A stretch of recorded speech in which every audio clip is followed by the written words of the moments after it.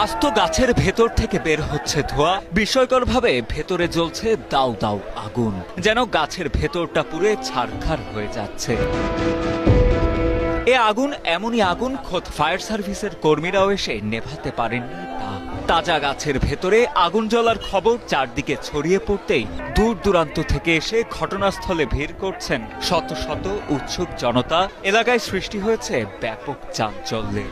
আগুনটা যে কিভাবে ধরে এটা তো আমরা বলতে পারতেছি না। এখন তো নিচে হয়তো বা অনেকে যে খড়কুটা ফেলে, এখন ওখানে আগুন দিছিল কিনা মনে করতেছে অলৌকিক একটা ঘটনা বা একটা দাবানল সৃষ্টি হয়েছে এখানে, যত সম্ভব বোঝা যায়।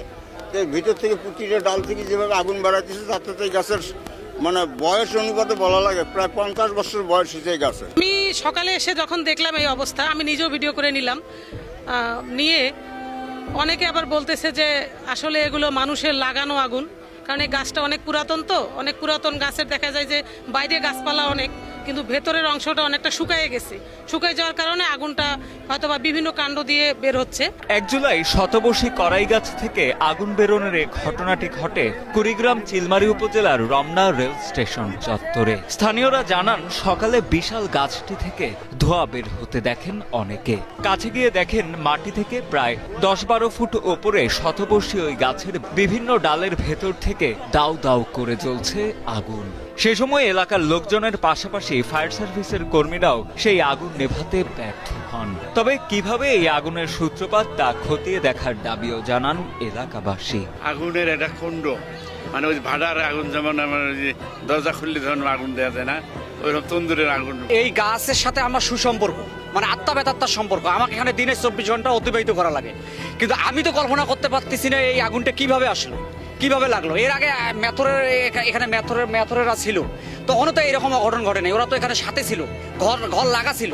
কিন্তু এই স্টেশন সম্বন্ধে তো আমার যেহেতু রিজেক্ট, আমি কর্ম করি খাই এখানে, কিন্তু আমিও ভাবতে পারতেছি না আল্লাহর একটা লীলা খেলা, কিভাবে যে আগুনটা আসলে এটা তদন্ত করা দরকার, কিভাবে আগুনটা লাগলো। কারণ এইভাবে যদি আরেক গাছে ফির আগুন লাগে, আরেক গাছে আগুন লাগে, এইভাবে আপনারা আসছেন, আপনাদের কাছে আমাদের রিকোয়েস্ট, আপনারা সুষ্ঠু তদন্ত করেন কিভাবে আগুনটা লাগলো, এটার আমরা একটা তদন্ত চাই। এদিকে করাই গাছে এমন রহস্যজনক অগ্নিকাণ্ডের ঘটনার পর ঘটনাস্থল পরিদর্শন করেন কুড়িগ্রাম চিলমারী উপজেলা নির্বাহী কর্মকর্তা সবুজ কুমার বসাক। তিনি জানান, সব দিক থেকে চেষ্টা করেও গাছটির আগুন নেভাতে পারেনি ফায়ার সার্ভিসের কর্মীরা। গাছটি বাংলাদেশ রেলওয়ের অধীনে থাকায় রেলওয়ে কর্তৃপক্ষকে বিষয়টি অবগত করা হয়েছে বলেও জানান এই কর্মকর্তা। সম্ভবত যে গাছের ভিতরে যে আংশিক অংশ হয়তো বা আপনার শুকনো হতে পারে, অথবা ওটার যে হচ্ছে আপনার আঠালো যে ইয়াটা আছে সেটা হয়তো বা দাহ্য পদার্থ মনে হয়, এই কারণে এটা ইয়া করা যাচ্ছে না।